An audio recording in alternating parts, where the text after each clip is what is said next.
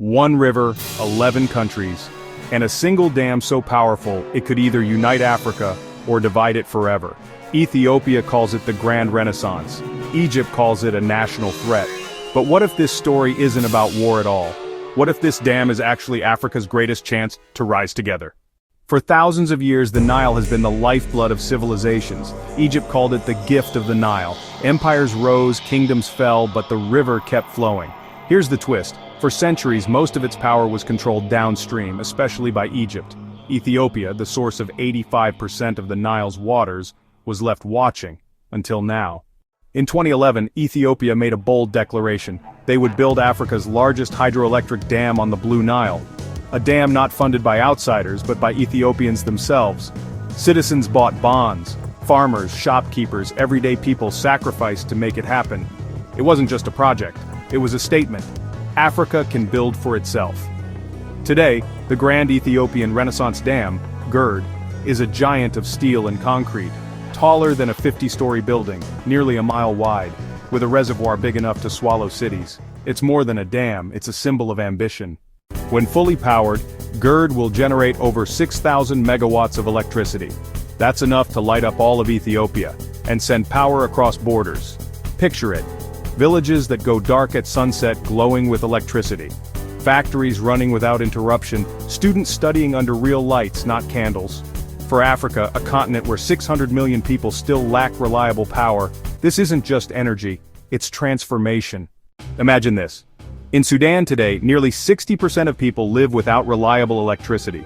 Even in major cities like Khartoum, power cuts can last hours, even days.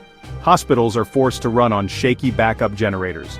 Doctors lose patients, not because of skill or medicine, but because the lights went out. Now imagine the same hospital, powered by steady electricity from the Renaissance Dam. Incubators stay warm. Oxygen machines never fail. Vaccines remain cold. Lives saved by light. Imagine a family in rural Sudan.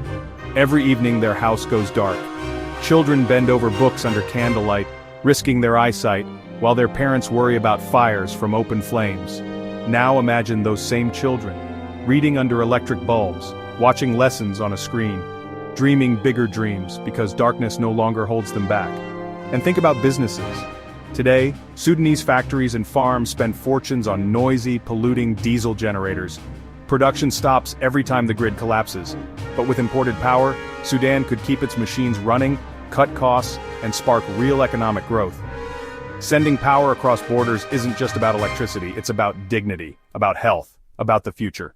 For Sudan, stable power from the Renaissance Dam could be the difference between stagnation and transformation.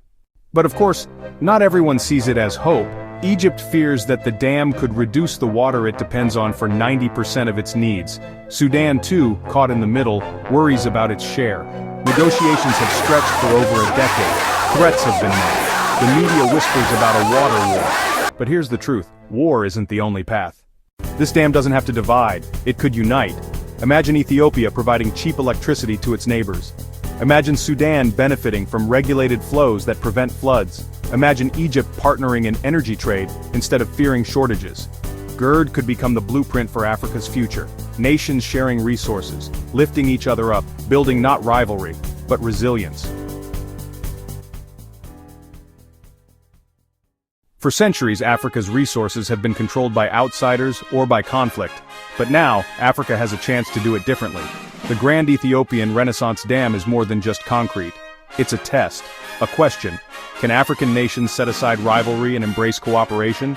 If they succeed, GERD could be remembered not as the spark of conflict, but as the beginning of a true African Renaissance.